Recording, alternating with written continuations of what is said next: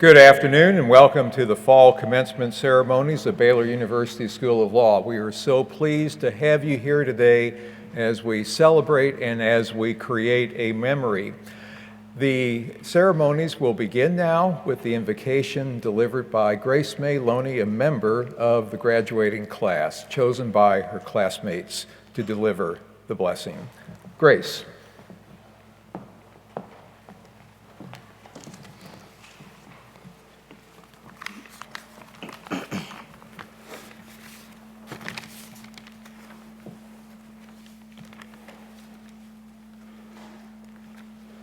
We're graduating.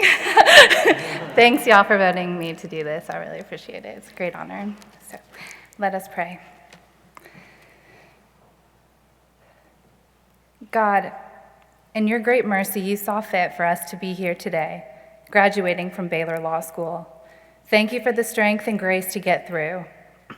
We thank you for all the professors that sharpened us and the law school staff that comforted and supported us. I pray, Lord, that you would bless the school and all who are part of it and put your hand of favor and blessing upon it.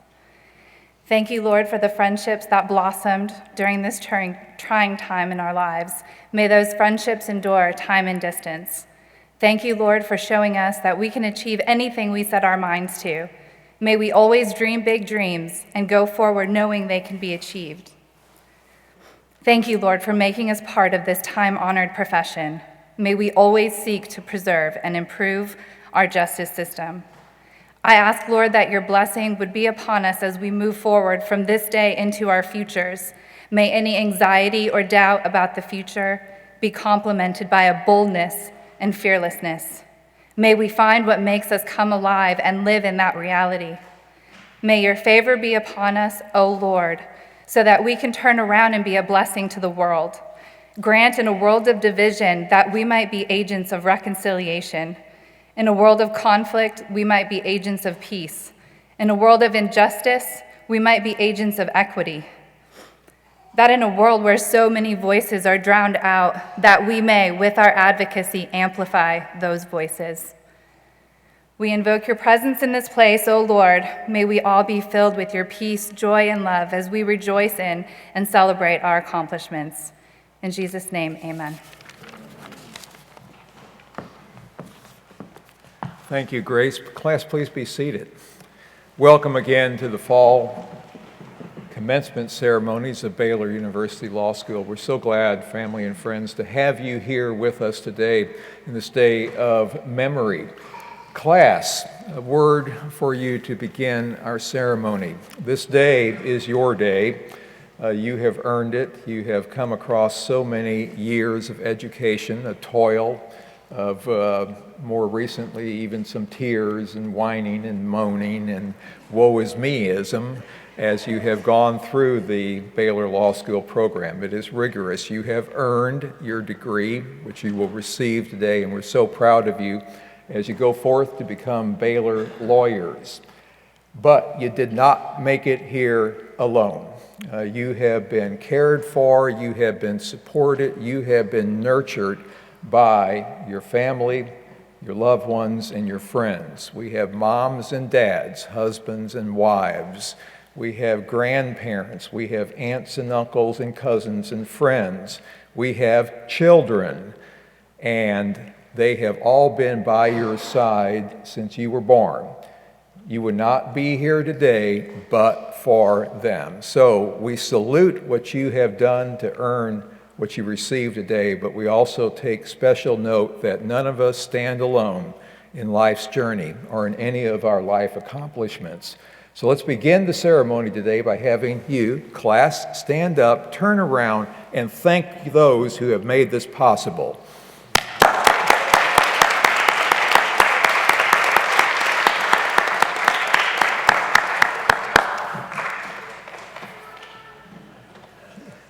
This is a small class, not the smallest that we've had. We have, as you may be aware, 4 graduations a year. Our ceremonies, family and friends, are intimate. They are respectful, but we also, you will find out later, have some fun, so get ready. These students, of course, have come through 3 years of Baylor Law School. Baylor Law School once was described as the Marine Corps boot camp of law schools. Also, there are t-shirts that always appear in the hallways around the law school. Dating back many years, the graphics changed, the message does not change. The message is Baylor Law School, where fun goes to die. They will all attest to that being the truth. At the law school, we have a strong, powerful theme of service that comes from our faith mission.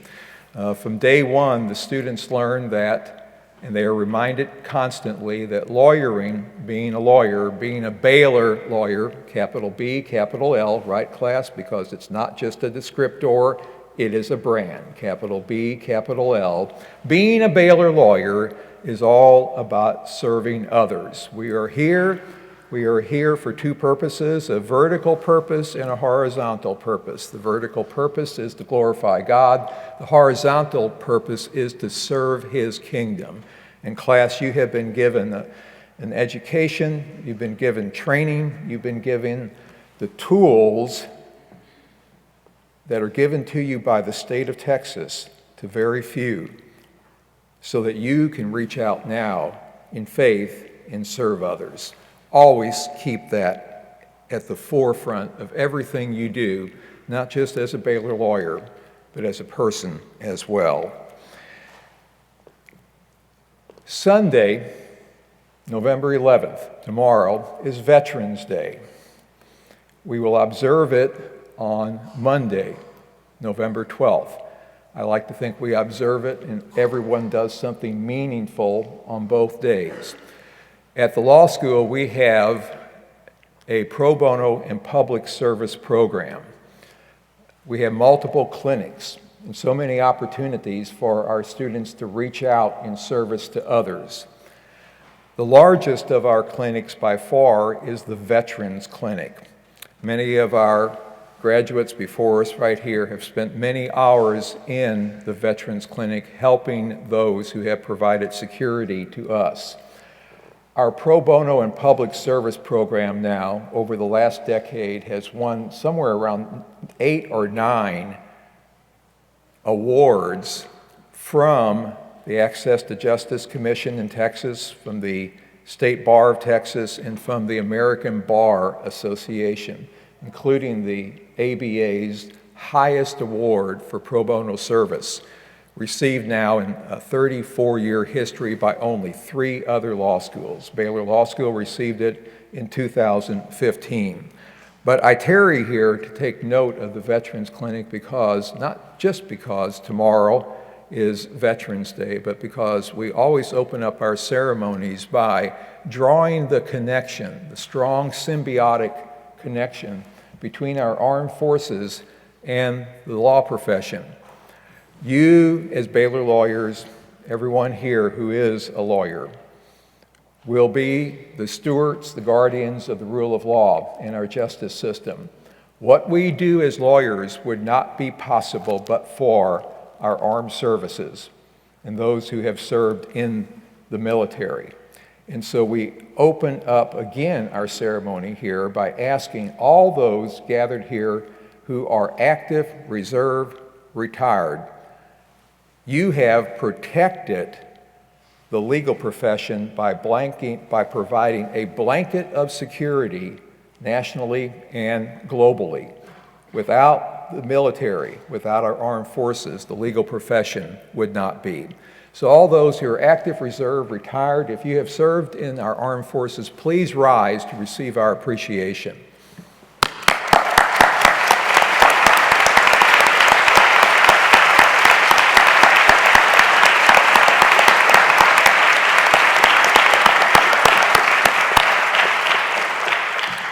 Put it bluntly, you all rock.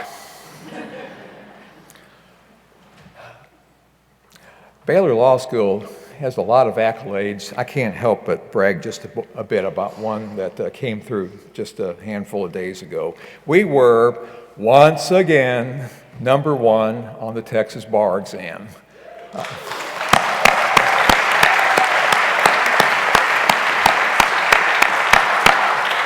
This is not hyperbole. You can look back over the years, and I have always said that if there are 10 law schools in Texas, if you would queue them up as horses in a horse race, Baylor Law School would be coming across the wire, and the school closest to us would be maybe going into the fourth turn, maybe.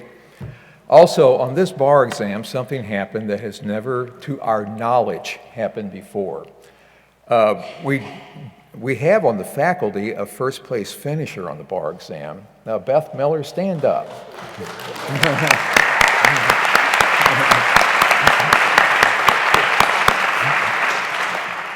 Professor Miller's son, David, passed this bar exam. He's not a Baylor Law student, but we're going to claim him because he got what I'm going to call the third highest score. Okay, now though, guess what? The highest scorer was a Baylor Law student, graduate, and there was a tie for second between two Baylor students. So we occupied the first three, or the first two, if you will, and David, who we're going to claim, following in the footsteps of his mom, we're going to claim as ours. Okay, wow, I could go on. My colleagues know that I can brag a long time on Baylor Law School, but I'm going to kind of pull up here for a bit and get on with our ceremony. You have a brochure on a program for the ceremony, and there are some lengthy biographical materials in the program that are drawn from our webpage. And so I'm not going to go ahead and deluge you with all the facts and so forth. I'm going to, with each of our colleagues who are participating today, just kind of paint them very briefly. First of all, Dr. Gary Mortensen. Dr. Mortensen, stand up. Dr. Mortensen is the Dean of the Baylor University School of Music.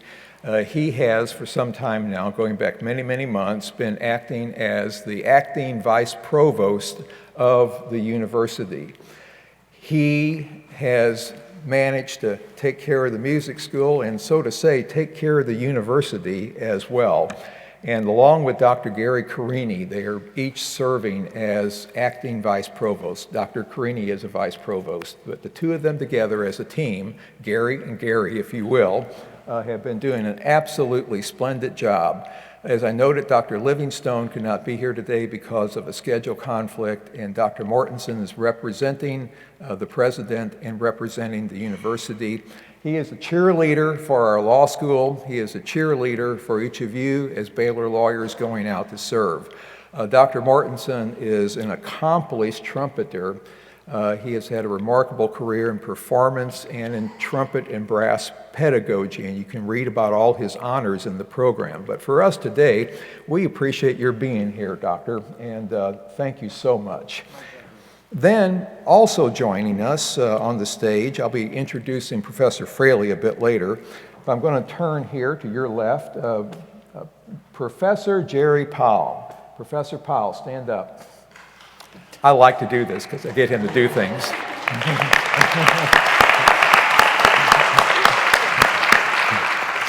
Professor Powell, family and friends, have you ever heard of him? How was he referred to? Professor Powell, practice court, I need not say anything more. All these students in the immediate months preceding our ceremony here have been through the 6-month boot camp.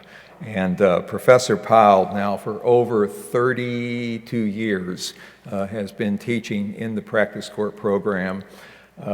He is a master in trial advocacy. He's also a master teacher. Baylor University has well over 1,000 faculty, and for about 25 years, the university has designated master teachers. In that entire period of time, there's only been about 20, I believe, that have been so designated as a master teacher, and Professor Jerry Powell is one of them. Jerry, thank you so much for all you do for these students. Judge David Nygam. Judge David Nygam, please stand up. Judge David Nygam. The judge is the judge of the McLennan County Court at Law.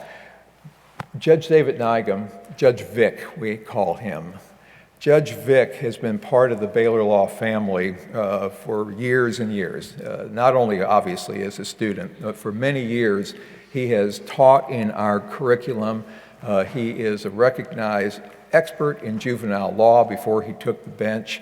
Actually, for about 20 years, he was the municipal judge for the city of Woodway before, of course, taking his seat now on the McLennan County Court at Law. The students love him. The students so admire and respect him, and we so appreciate, Judge Vic, your being with us today. And then, Assistant Dean Angela Cruz-Turner. Stand up. Dean Cruz-Turner. It's important for our graduates to be employed. It's kind of critical, and we burn up the track in that. There are all these rankings that come out in terms of employment, and for a long time now, Baylor Law School has been at the very top echelons of the rankings in terms of our students being employed in positions that use meaningfully their education, their Juris Doctorate. That occurs because of the tireless work of Dean Cruz-Turner and our faculty. They guide the students, they give direction, they help, they cajole, they make sure that when the time comes for students, now graduates, for all you to be here, that you're going to be employed, you're going to be able to go out in the position of service. Angela, thank you for all that you do, so appreciate it. Then, what happens every day at Baylor Law School unfolds in our classrooms, in our courtrooms, in the hallways, in faculty offices, and it's all because of our faculty and our staff colleagues. They make it go day by day. They take these students from orientation, and over a course of 3 years, they mold them into Baylor lawyers. We have the best faculty under the sun, I guarantee you. They are dedicated to these students. They make it happen. I've introduced those who have, of course, been chosen and who are part of the stage party here today. But now I want all of our faculty and staff colleagues on the stage and in the audience, please rise for our appreciation.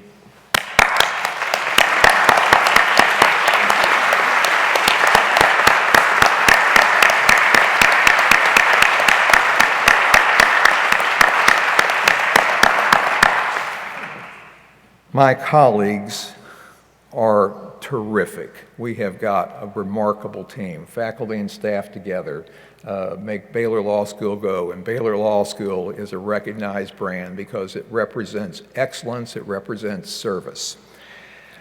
Class, you have chosen John Ross Hayden, John, your classmate, to deliver remarks on your behalf. And so, John, I'm going to call you now for your thoughts.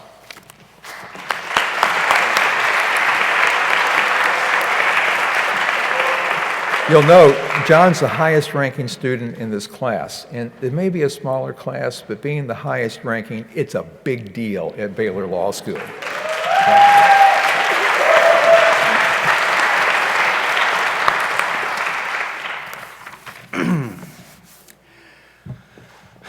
Thank you. Thank you, family, friends, professors, classmates. To our families, thank you for sticking with us for these past couple of years, especially sticking with us through practice court.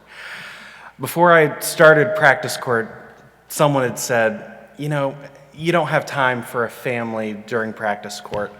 Honestly, I don't know how you survive practice court without family. It's just too hard to do alone. We're here today because y'all stuck with us through thick and thin. To our friends, thank you for still being our friends. Law students have a tendency to become insufferable know-it-alls. We don't even realize we're doing it half the time. Thank you for keeping us humble and hopefully at least somewhat normal. To our professors, thank you for teaching us the surprisingly difficult skill of thinking like a lawyer. And specifically to our practice court professors, thank you for teaching us how to talk to normal people again and reintegrating us into society. To my PC partner, Jenny Forgy. I'm so glad that we started law school together. You are my law sister. You put up with a lot for me in practice court, and thank you for sticking with me through all of that. To my classmates, practice court was tough, and I'm glad that y'all were the ones there with me through it. Y'all were all so impressive to watch. Now, because our class is so small, I'd like to take this chance to say something to each one of you. Asia, you asked if I was going to say something about you today, and here I am. Asia, you are a hard worker. You survived law school. You did more than that. You did really well in law school, all while doing a lot of pro bono stuff, all while taking care of Harmony. And I don't know where Harmony is, but is that Harmony? Hi, Harmony. Every day that I saw Harmony in the school, that was a good day for me. She always brightened my day.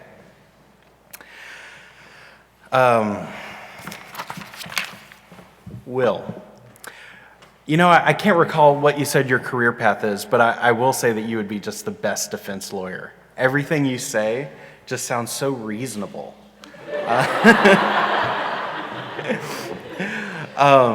I've never seen you lose your cool, and you had plenty of chances to lose your cool on that Titanic trial. So that's pretty impressive. Mike, I'm glad that you're here today. You were a really tough opponent in that Titanic trial. I remember in our last 12v6 hearing, before the hearing, I just knew I was going to win. The law was on my side. I was going to win, but no, you beat me. You beat me good. You have tenacity in spades. Really, if there's one word to describe you, it's tenacious. If I ever get to work with you again, I hope we're on the same side. Grace, without a doubt, you're one of the kindest people I've ever known. Talking with you has never been torture. Inside joke. Evans, you are coincidentally also one of the kindest people I've ever known. Maybe it diminishes it to say it twice in a row, but it's just so true that both of y'all are just so kind. Honestly, the entire spring starting class, Sorsha's here. Sorsha's one of the kindest people. I mean, y'all are just, I just loved your whole class. Y'all were great. I loved walking through the school, hearing a laugh around the corner, and knowing, oh, Evans is around that corner. Katie. Are you worried what I'm going to say? I am impressed by your perseverance. But more than that, I'm impressed by your sarcasm. It's so good. Lunch with you was never dull. It was always fun. And Kush, or should I say Mr. Patel,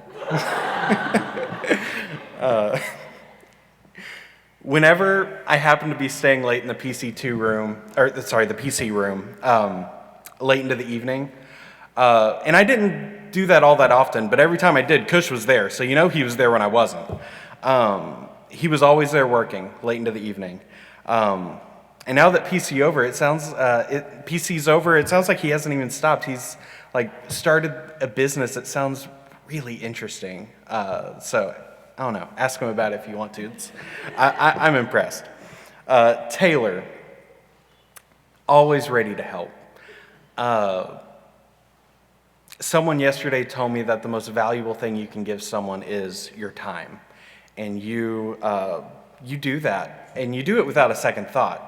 Like sometimes I don't even think you realize how much you're giving of yourself.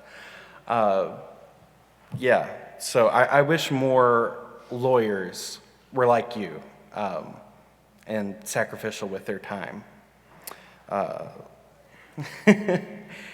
Andy, Your bubbly personality just always puts me in a good mood when I'm around you.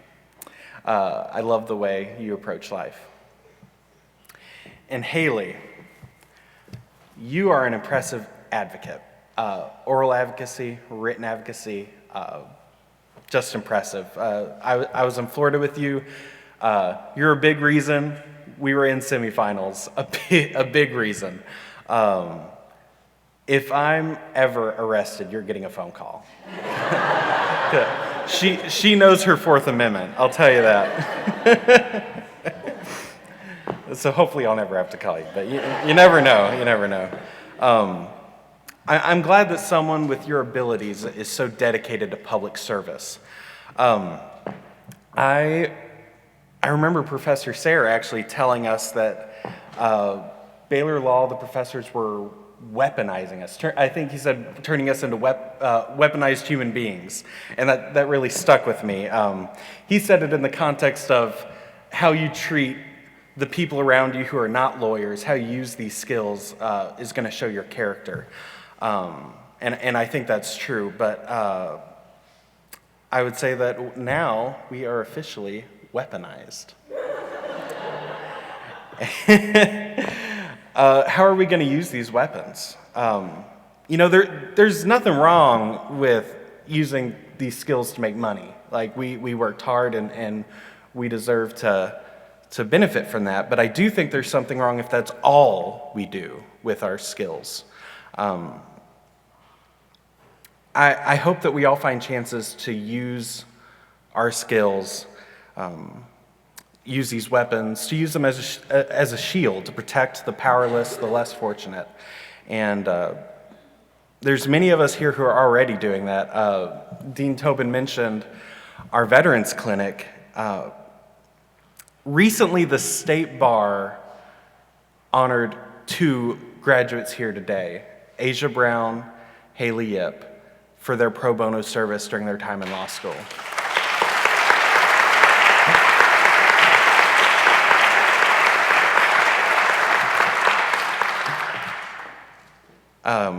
A lot of that was at the Veterans Clinic, serving those who served. These are people who, they don't have a lot of money, but they have legal issues, and they need help. And Asia helped them, and Haley helped them. And I should say, a lot of us helped, just not nearly as much as these 2.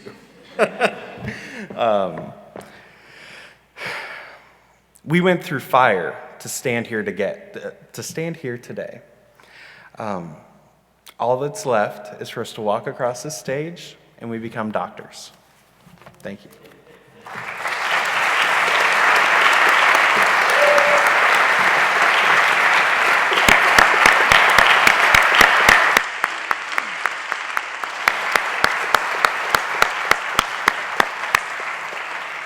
Thank you, John. Well done, and I like the personalization of your remarks. We're all so affected by our friends for so many good purposes in so many good ways. Very fitting of you to acknowledge the wonderful gifts and the wonderful personalities of your classmates and your friends. You'll know them for a long, long time. At Baylor Law School, when you graduate, you'll find that over the years, looking back, even over the decades, of course, looking back, some of your best friends are going to be those who are seated here with you. The graduating class selects the speaker for the ceremony, just as they have selected John, by virtue of his grades, obviously, to deliver remarks, and Grace to deliver the invocation. Likewise, Professor Liz Fraley has been selected by the class as the graduation speaker. Professor Fraley teaches in our practice court program. She teaches specifically what is called Practice Court 3, which is Practice Courts 1, 2, and 3, and she handles the aspects of it that deal with trial and post-trial procedure. Professor Fraley also is part of Practice Court 2, dealing with evidence and procedure and certain specific trial court skills. Professor Fraley is high profile in the bar. She came to us from a trial practice in Dallas, and earlier, after graduating from Baylor Law School in 1988 with honors, she had a trial practice in Austin. Professor Fraley has received over the years the very highest accolades you can receive as a lawyer. She is AV rated. That's a big deal if you're a layperson. That's an AV rating by Martindale Hubbell. She has been described by D Magazine as one of the best lawyers in Dallas. Since 2004, she has consistently received accolades from Texas Monthly Magazine as a super lawyer. She has a very active trial practice in addition to teaching our students in practice court at the school. And of course, not only at the school does she teach, but she also teaches at our Academy of the Advocate each summer in St. Andrews, Scotland. Professor Fraley also, along with Professor Jim Rem, over the past 2 or 3 years, have developed a program which we just launched a couple months ago in September. That is our Master of Laws degree in litigation management, which we believe is going to be a great success and also a wonderful addition to our niche in trial advocacy. Professor Fraley is a person who has her hand in about everything in which she could possibly come in contact with in terms of her practice, in terms of her teaching, in terms of her reaching out to the students to make sure that they get the best experience possible as they progress through our program. And with that, Professor Fraley, please deliver your remarks for this class.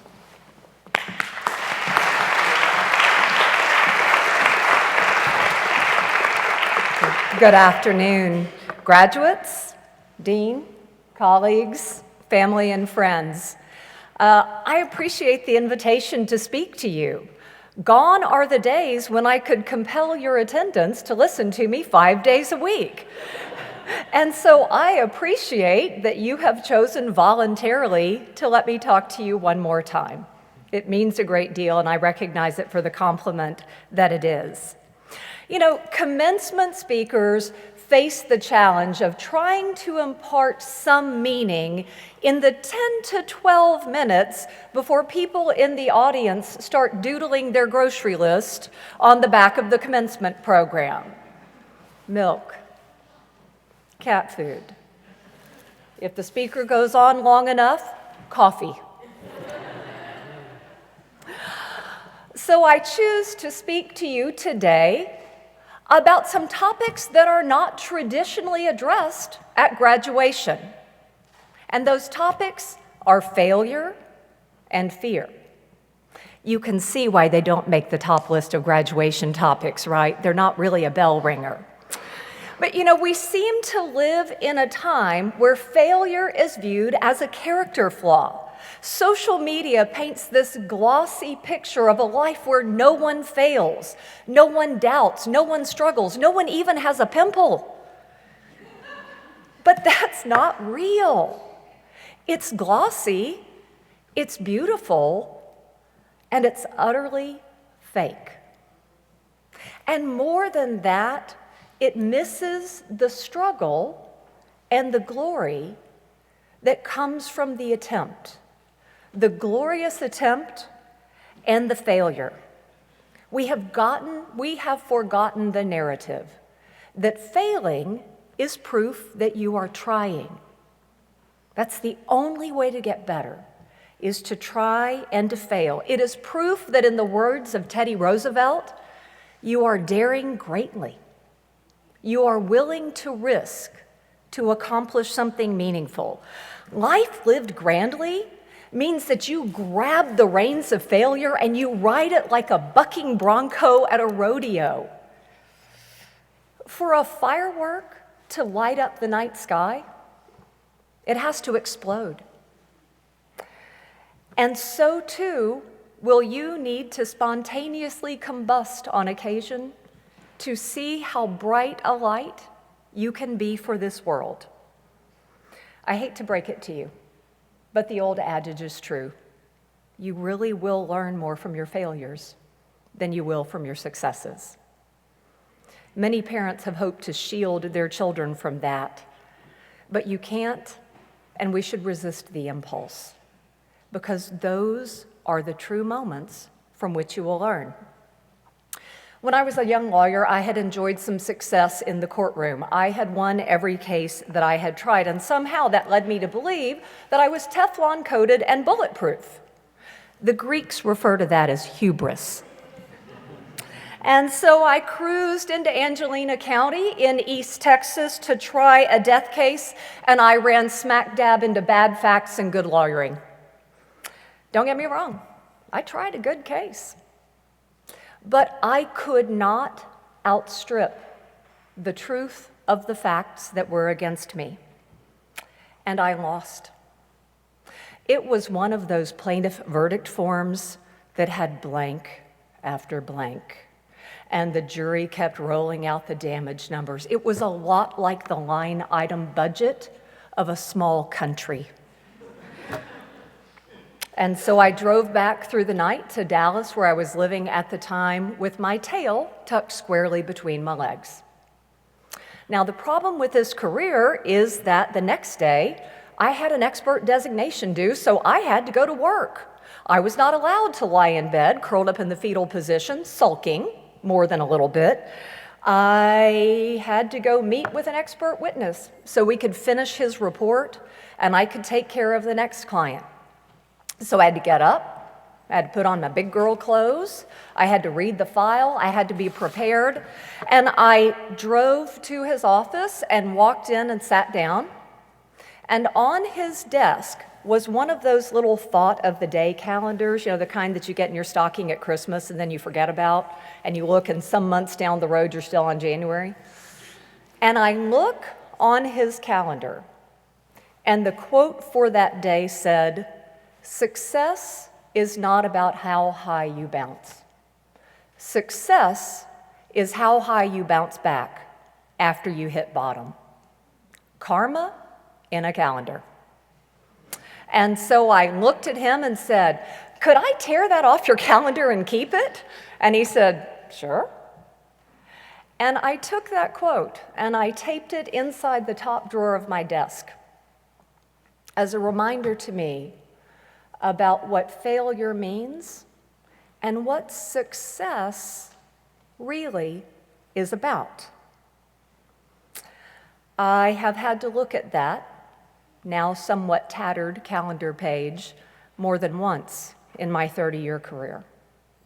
And it is still as true today on November 10th, 2018, as it was on March 18th, 1995. The real success is in getting up and trying again. Failure's best friend is fear. Fear's message is that failure is just around the next curve, that you really can't do it, whatever it is, that you're not enough. Fear loves the darkness. It's as if fear is in partnership with the airlines, because fear wakes me up at 3:22 in the morning. You know how airline flights can't take off at 3 or 3:15? It's always like 3:19. Fear in partnership wakes me at 3:22. Maybe my accomplished colleagues have outgrown fear. It still wakes me occasionally, just to see if I'm receptive to the message that maybe I can't really do it. It knows the chinks in my armor. It knows the places where I am vulnerable. And every time fear wakes me up, I go to battle against it. And the tools have gotten honed through the years. A little light, a little prayer, a lot of prayer, and hot cocoa, actually very effective in the night against fear. But the real coup de grace against fear is that the knowledge that I worry about failing comes because I care and I dare.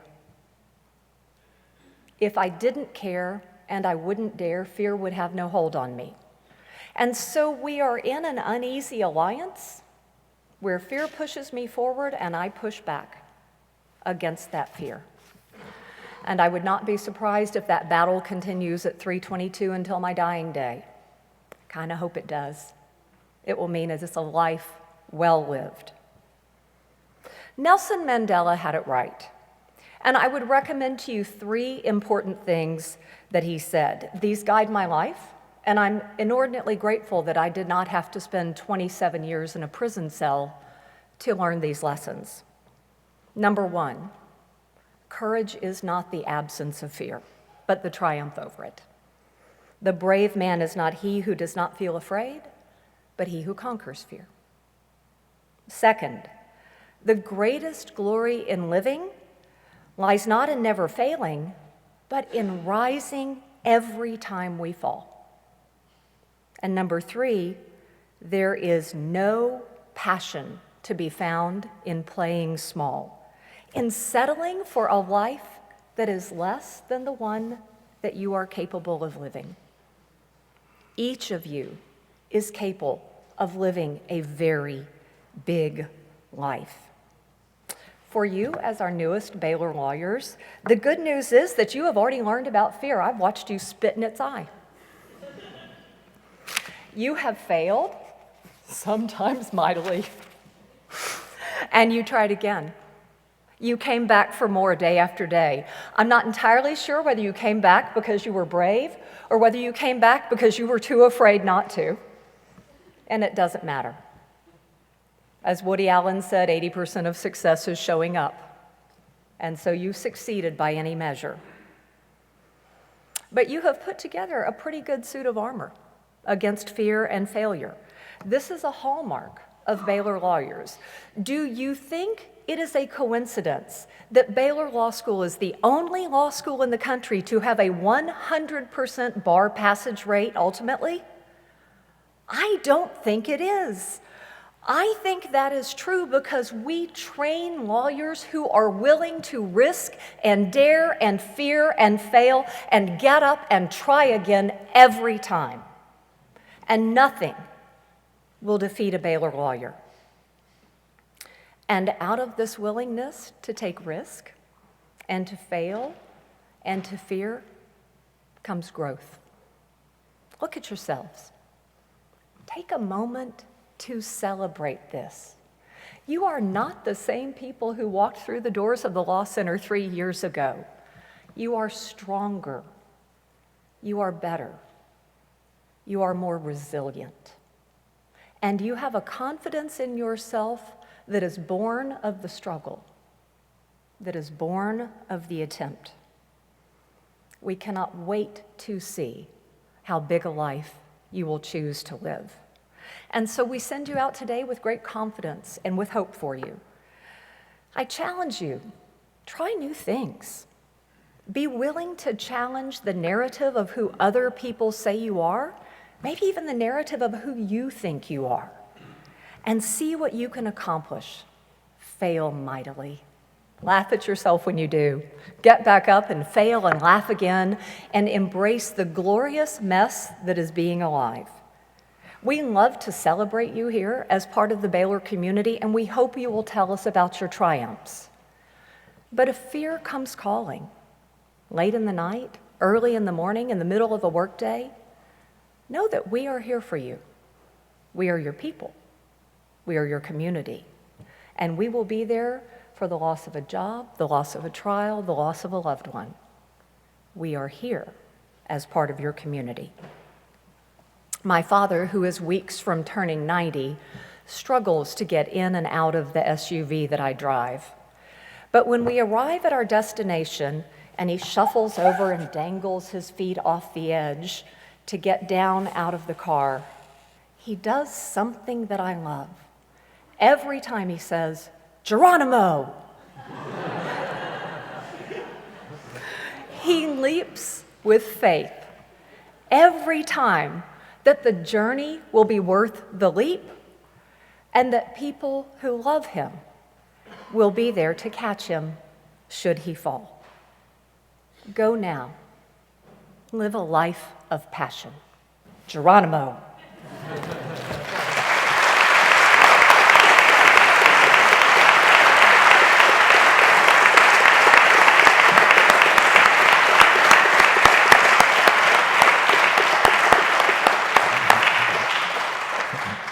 thank you, Professor Fraley, on your reflections on success and failure and family. I've always liked the adage that you never own success, you only rent it, and the rent is due every day. But you have loved ones to always be there with you. Dr. Mortensen, I now call upon you for your thoughts, and we will then proceed to the conferral of the degrees and the hooding of our graduates. Dr. Mortensen.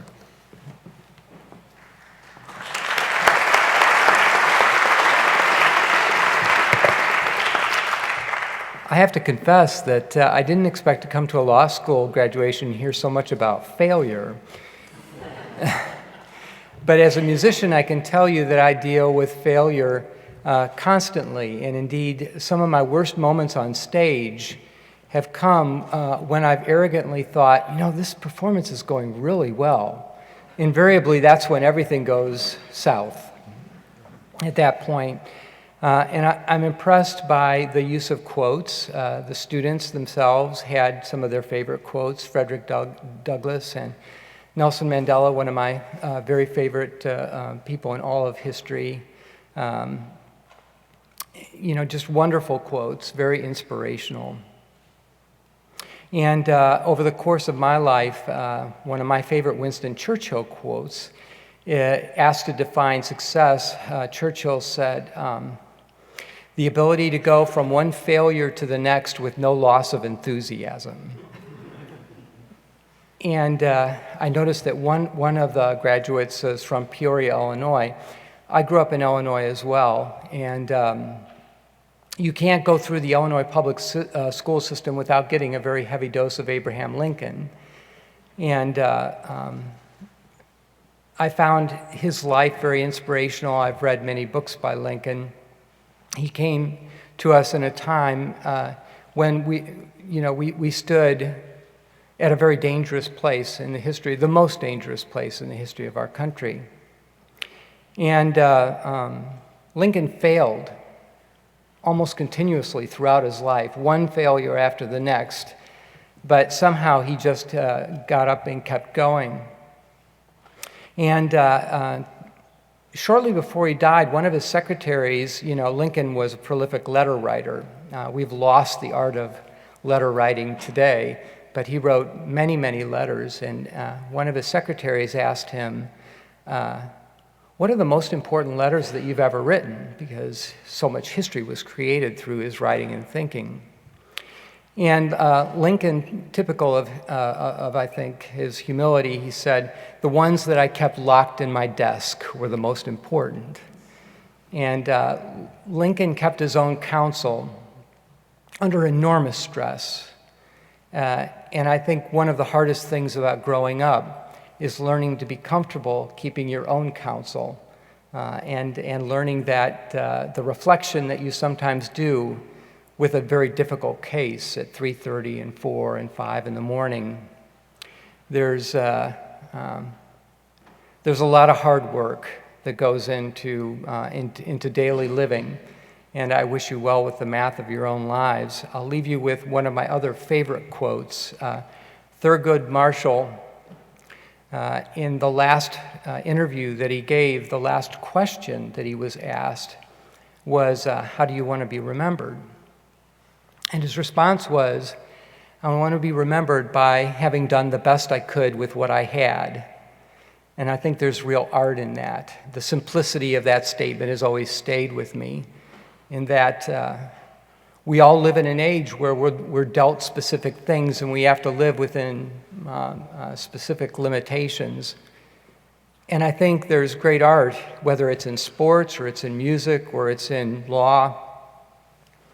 And no matter what life presents you, I think our ultimate task is to do the best we can with whatever situation presents itself to us. And that's where the sum total of our wisdom, I think, comes into play, because we are all works in progress from the moment we come onto this planet until the moment we leave this planet.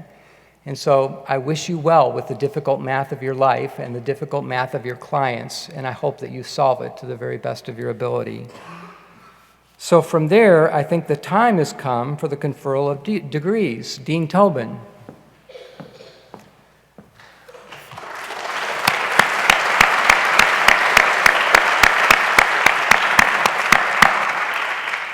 Provost Martinson, each of the candidates before you has completed the requirements for the degree of Juris Doctor as specified by the faculty of the Baylor University School of Law and by the Baylor University Board of Regents.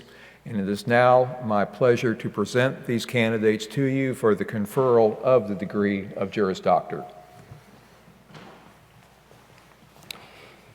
Each of you have completed the requirements for the degree of Juris Doctor as set forth by the Baylor University School of Law.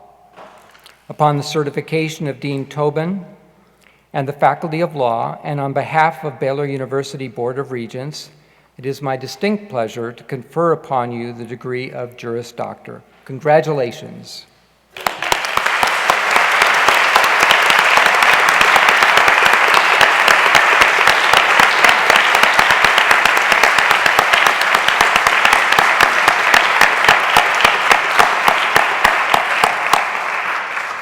Thank you, Provost Martinson.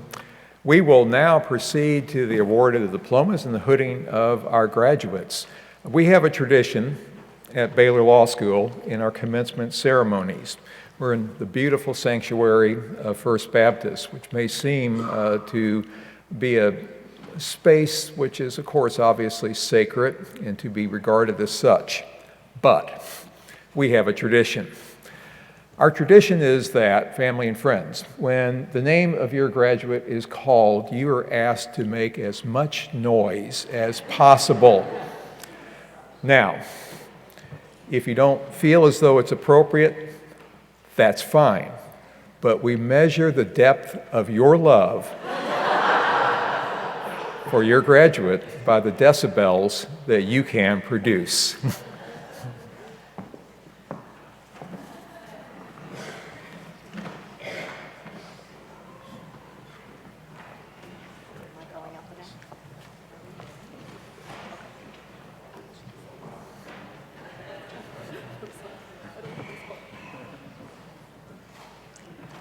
Our first graduate has earned a special distinction in criminal practice and a special distinction in litigation, Asia Monet Brown.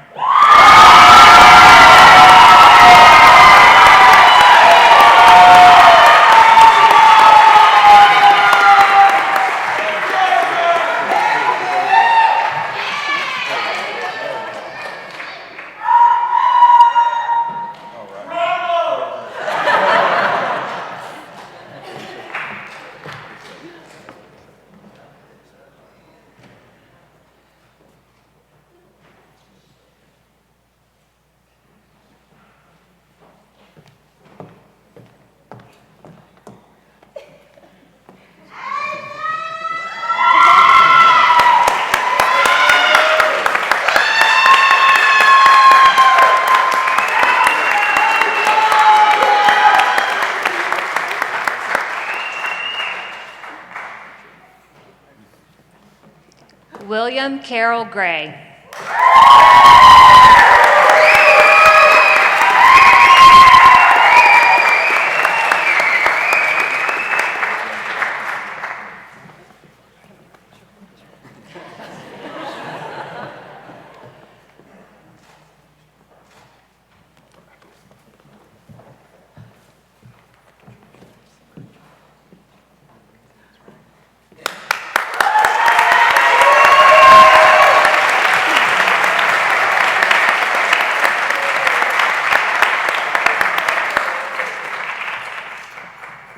Michael Mann Hartnett.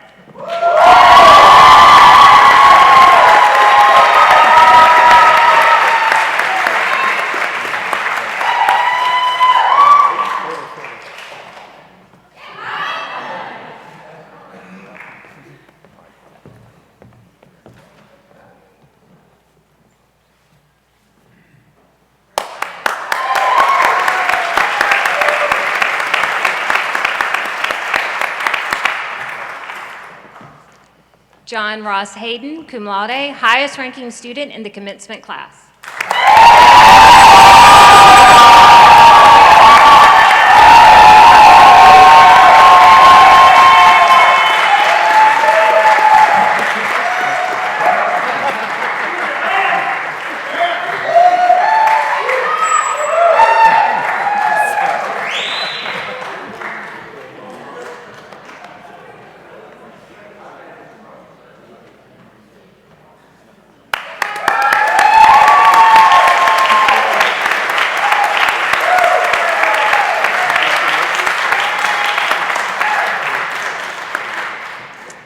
Grace May Loney.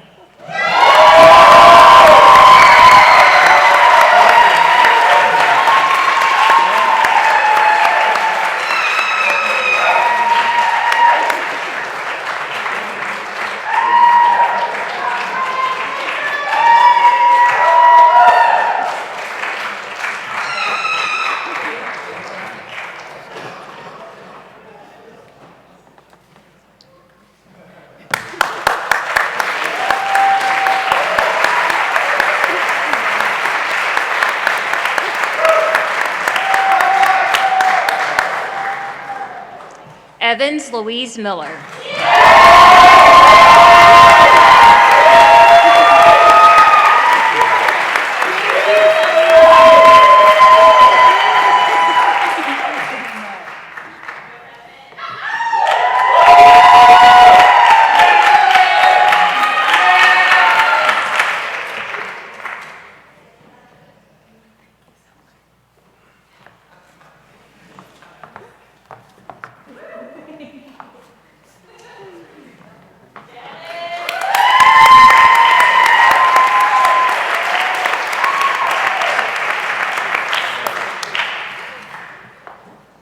Catherine Frances Onken.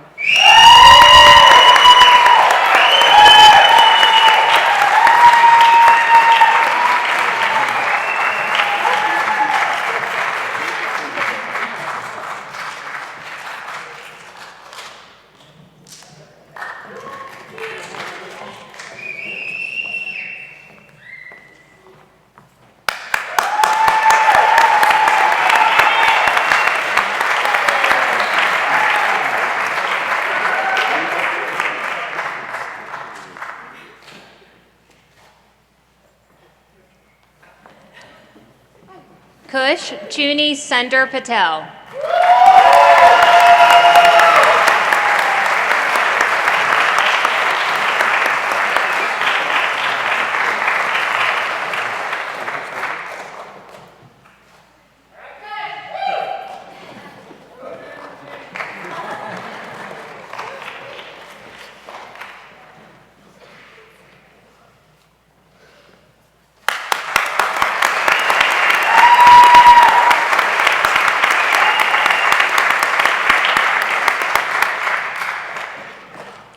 Taylor Jennifer Robler.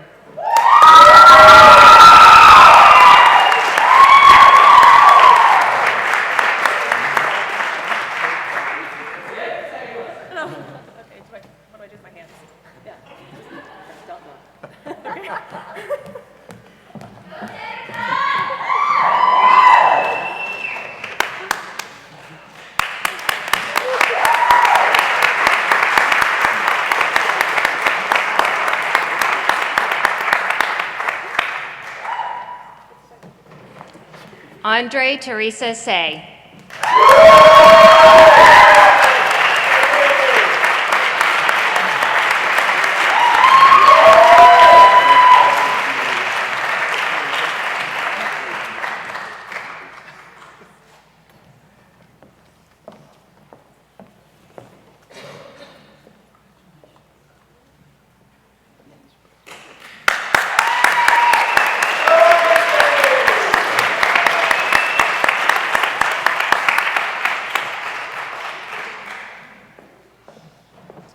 The following graduate is a Public Interest Fellow, Haley Brina Steichner Yip.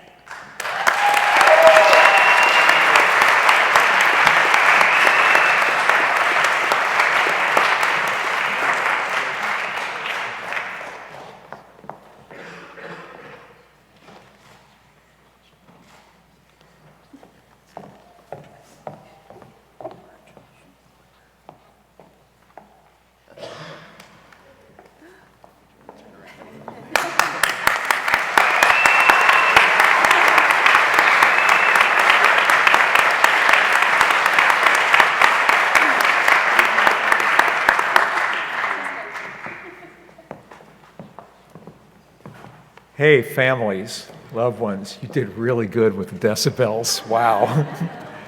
Let's give it for all of them.